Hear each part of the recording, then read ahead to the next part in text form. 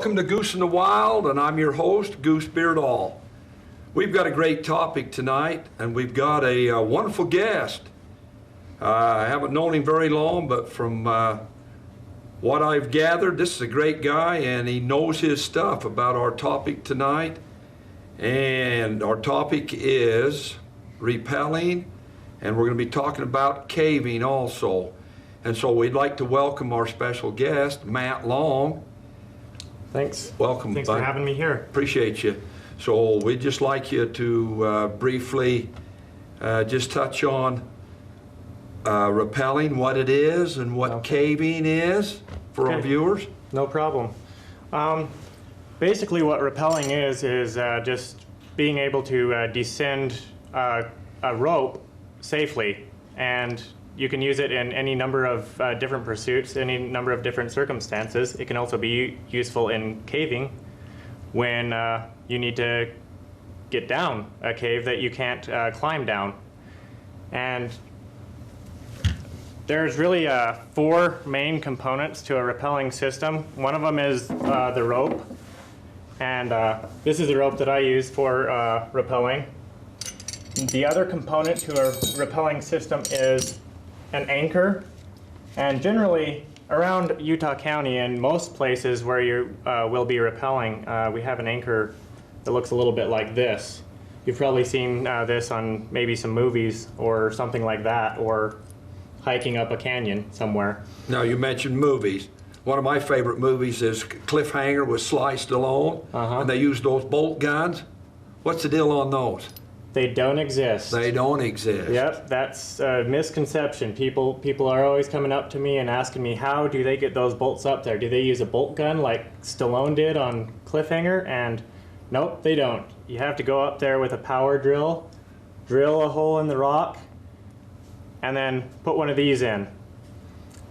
And what these do is they expand when you put them in. You can probably see that, how they expand like that. All right, right here for our viewers. Yep, and that'll hold them into the rock so you can firmly attach a carabiner to them. And what a carabiner is just a little metal link.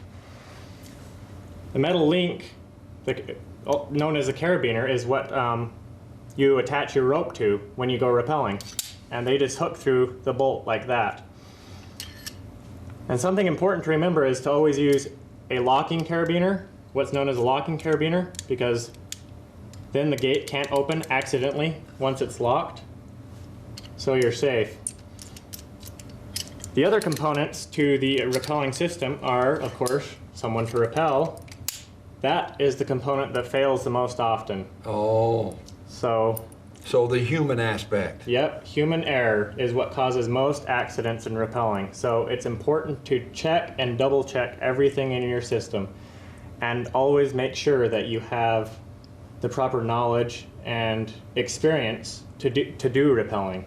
There's a lot of places around here that you can learn. You can learn from somebody else that knows it. There's a couple climbing gyms in the area that you can go and learn how to rappel safely. Like, where would they be located? There's one in Orem called the Quarry. There's a couple in Salt Lake City. I think one is called the Wasatch Front, and then there's one called Rock Creation. I don't know if I've missed any, but that's 3 of them that are pretty close. And they offer reasonably priced classes where you can learn how to rappel safely, and that's really important to have that knowledge. Just anybody shouldn't go out and think they can go off a cliff with a rope safely, because there's a few things to know about the system before you undertake something like that. All right. Now, we've got some great footage that Matt's taken. He's put together on a disc, and it's so brilliant. I had to bring my shades tonight. You'll probably have to put your shades on too to view it, because I could not believe how spectacular these shots are. And that one where you're hanging upside down, how high off the ground? Probably around 80 feet or so. 80 feet. Yep. And you did that where? That was up Rock Canyon, which is just above the Provo Temple here in Utah Valley. So, yep. What would make a guy in his right mind, as smart as you are, go off a ledge dangling on this? Well, you know, a lot of people think that rappelling is a really dangerous or stupid thing to do.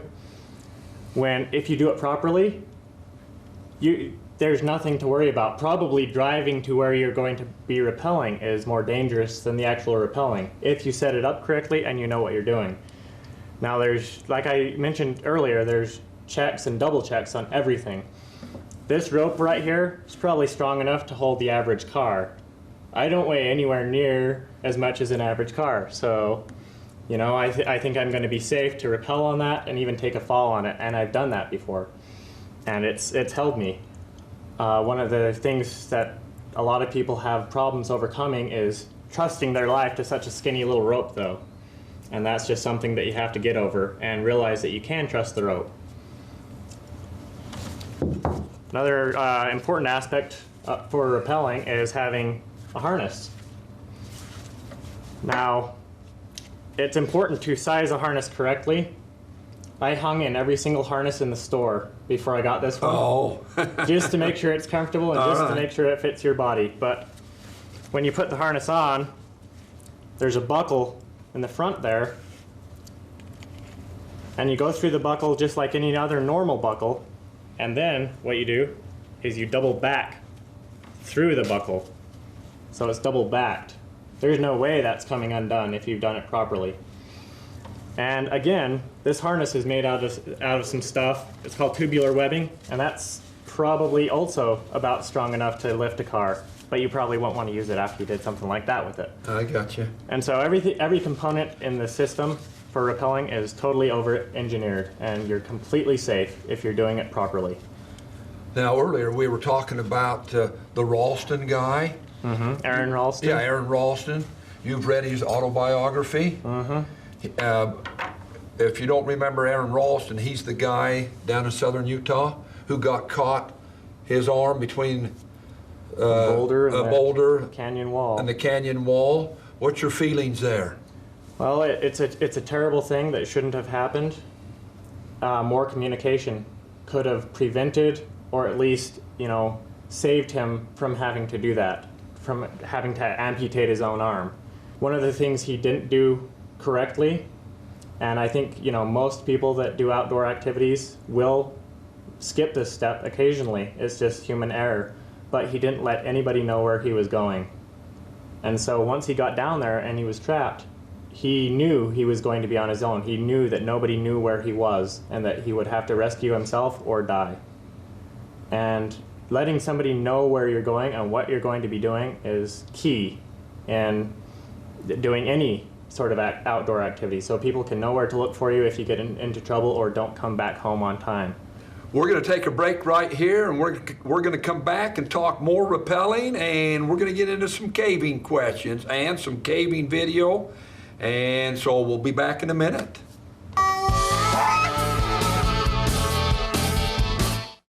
Welcome back to Goose in the Wild, and we've been looking at the pictures, the video, and all that. I told you they were spectacular shots and you'd need your shades. Wow. So, Matt, a little bit about clothing. When you go rappelling, shoes, things of that nature. Okay. When you go rappelling or rock climbing for that matter, anything to do with that sort of thing, it's important to be comfortable and wear clothing that is suitable for the temperature outside. This time of year, you know, you'd want to wear layers and synthetic clothing in case you get wet. Cotton does not insulate when it's wet, so this time of year that could be dangerous. All right, something that will repel water. Yep. That's easy for you to say. That would be important. And okay. As far as footwear goes, just some sturdy boots or something. I'm wearing these, and you know, they work well for rappelling, hiking. They even have some points on them for ice climbing equipment.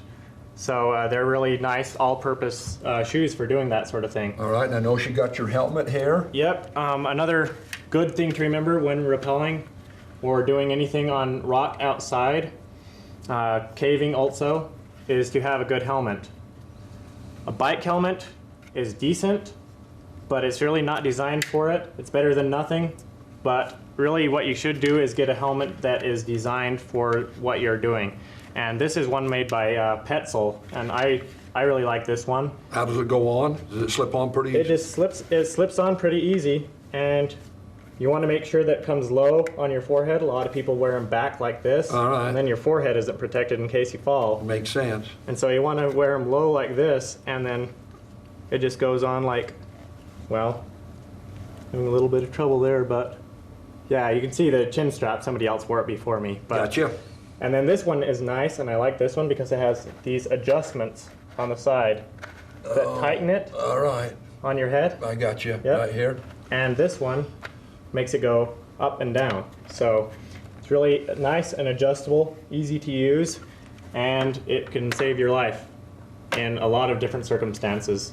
And like I mentioned, caving, a lot of people that go caving are always hitting their heads on the ceiling of the cave, especially if it's a smaller cave. So that can really save your head in that situation. All right. I'm sure our audience is wondering how you got into this rappelling stuff. Well, I probably would have never gotten into it on my own, but when I was about 8 or 9 years old, my uncle Jim Harper, actually took me to an old climbing gym that used to be in Provo. It's closed now, but it was called the Rock Garden. And I went climbing there, I went rappelling there, and it was my first time, and I just loved it. It was something that I felt that I was good at, and it was exciting, and I just really enjoyed it, and I've been into it ever since then. So Now, when I was up at your house the other night, your mom had a few things to say about you and rappelling. Is this something to make moms a little bit queasy and nervous about? I think no matter what you do, mom's gonna be worried. And moms are like that. But if you use your head and you learn how to use your equipment and use it correctly and follow some simple rules, you can probably be climbing and rappelling and caving into old age, you know, and mom will worry no matter what you say, she'll worry, but there's really no reason to worry because you can do it safely and not get hurt. Now, as your mom, you got a great mom, right? Yep, I do. She's the greatest. Has she ever tried to persuade you not to rappel? Nope, she's always been pretty supportive. I think that a few times she'd maybe rather I didn't go do some of these things, but she's never kept me from doing them. She's always been really supportive of what I like to do, and she's a great mom. She really supports me in my interests and knows that I'm responsible and safe. So is that good advice to other moms to be supportive with what their kids want to do? Yep, I think that any mom out there, if your kid's smart, has a good head on their shoulders, you know, uses common sense, if they want to get into something like rappelling, caving, climbing, that sort of thing, go ahead and let them, because it is a safe activity if they do it correctly. The equipment is over-engineered and totally bomb-proof, and you can be safe and have a lot of fun doing it. It's a good activity, and it can keep kids from doing things that may not be, like drugs? Yeah, quite as nice in as far as a mom's perspective. Some things that can be more damaging. So Gotcha. So now we're going to talk about some caving now. For our viewers, the Nutty Putty Cave out in Alberta. Yep, it's right near Alberta, which is just near Eureka, Genola, Goshen, out in the middle of nowhere, kind of. Ooh, when I say that name, I just the hair stands up. I seen those pictures, and that one where you're down head first and all we can see is the soles of your shoes. What was that like? Tell our viewers what that feeling was like. You know, caves like Nutty Putty Caves and a few others out there are not for people who are claustrophobic. That'd be me. Definitely. If you have the least bit of claustrophobia, you do not want to get into some of those sections in the cave. They can be really, really tight. I have a size 9 shoe, and my shoe, if I tipped my foot up, touched the top and the bottom part of that tunnel. And so it can be kind of tight. I'm not claustrophobic in the least, and I never really had a problem in being in closed spaces, and so that's how I can do that without panicking. You told me that one time it got a little hairy. The mistake you made was what? The mistake that I made in Nutty Putty Caves was I went into a tunnel that I didn't know about. I hadn't been in there before, and I went in head first without, looking at it first, and knowing what was down there. I got turned around, and I was starting to go downhill with my arms in front of me like this. Mm-hmm. And the tunnel got smaller and smaller and smaller till I couldn't go any further forward. So I was stuck there in this little tiny tunnel with my arms out in front of me on a downhill angle. Oh. That was That's enough to give me the willies. Actually a couple of years ago there were a couple kids that got stuck in that very section of the cave doing the exact same thing. And You told me if it wasn't for your rock climbing and strengthening your wrists and forearms, you might have not got out? I think that because I have been rock climbing, because I know how to rock climb, and I had been exercising, it was like doing a million backwards push-ups up the hill, and I managed to get myself out, but it was exhausting work, and it taught me a valuable lesson not to go into something unknown head first, which that's probably good advice for a lot of other areas too. Don't go head first into something you don't know anything about. Ooh, good advice. And I was thinking of that tragic accident over at Y Mountain just recently. What's your feelings there? In case those 4 kids that went into the cave and they all ended up drowning. I think once again, if they would let somebody know where they were going. Which they didn't? I don't believe they did. I'm not sure on that. That could be different. But that is something useful. That's something key to do. And then just being prepared. Every time I go into a cave, I will have 3 sources of light with me and extra batteries. And that's really important to do so that each person in your group can be independent. As far as light goes, they had one flashlight between 4 of them. And another thing is... And you said the water temperature in a cave? The water temperature in those caves, and most of the caves around here that have water, is probably between 40 and 50 degrees, which for water is darn cold. Ooh, so you got to have a wetsuit? A wetsuit, it would be, probably... would have made a big difference, maybe the difference between life or death. And if you're going into a cave that has a lot of water in it, a wetsuit is not a bad idea at all. And you mentioned the sequence of going in. Yep, that's another mistake that those 2 kids in Nutty Putty that got stuck a couple years back, they made that mistake. They went in one right after another without knowing what was in there.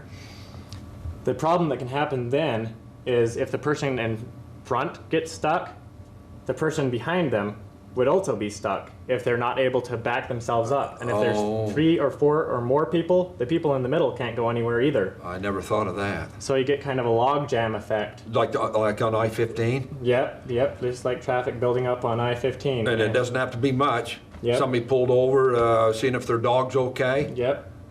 And another important thing with that in mind, the log jam effect is if people stay behind and they notice that their partner or another member of their group is stuck in front of them and they're in an area where they can easily move around and get to help, they could make the difference between being stuck and having to have search and rescue pull you out, or maybe even dying.